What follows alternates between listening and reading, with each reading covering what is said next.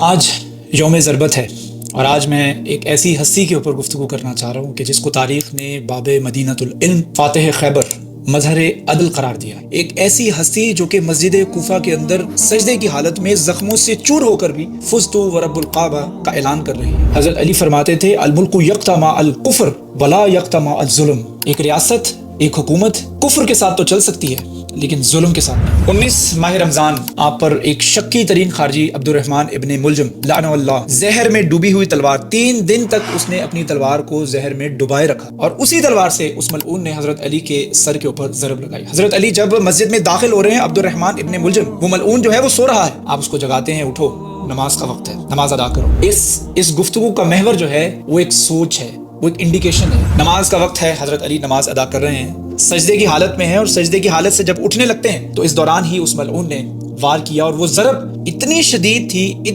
تھی کہ وہ ملعون خود بتاتا ہے کہ اگر یہ ضرب جو ہے وہ مشرق سے مغرب تک کی جاتی تو پوری انسانیت جو ہے وہ قتل ہو جاتی۔ اتنی شدید تھی کہ یہ کن پٹی جو ہے نا یہاں تک جو ہے شگاف ہو گیا تھا اس تلوار کا۔ اللہ اکبر۔ داڑھی مبارک جو ہے وہ خون سے تر ہو گئی اور آپ کیا فرما رہے ہیں؟ فزت ورب الکعبہ، رب کعبہ کی قسم علی آج کامیاب ہو گیا۔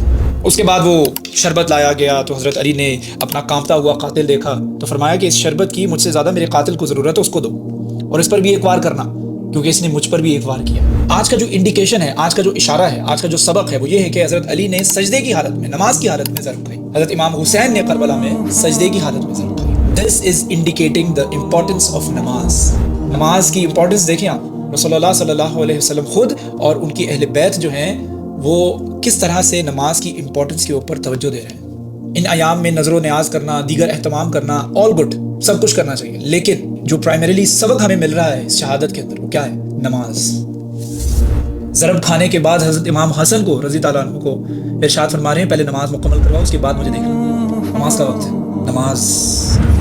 لیکن آج ہماری جو جنریشن ہے وہ حضرت علی کو کس طرح سے کمیموریٹ کرتی ہے وہ آپ کے سامنے ہے۔ اللہ تعالیٰ قرآن میں ارشاد فرما رہے ہیں سورۃ بقرہ کے اندر الذین یؤمنون بالغیب ویقیمون الصلاۃ ومما رزقناہم ینفقون۔ یہ وہ لوگ ہیں، مومن وہ لوگ ہیں جو ایمان لے کر آتے ہیں غیب کے اوپر اور نماز قائم کرتے ہیں اور اللہ تعالیٰ کی راہ میں خرچ کرتے ہیں اس میں سے جو ہم نے اس کو عطا کیا ہے۔ یعنی بلیونگ آن دا انسین، غیب کے اوپر یقین رکھنا، it makes easy for you to pray. When you have weak ایمان، when you have no conviction on the unseen, then performing نماز is very difficult for you. اگر آپ کا ایمان جو ہے وہ غیب کے اوپر مضبوط ہوگا دین آپ کے لیے نماز بھی آسان ہوگی۔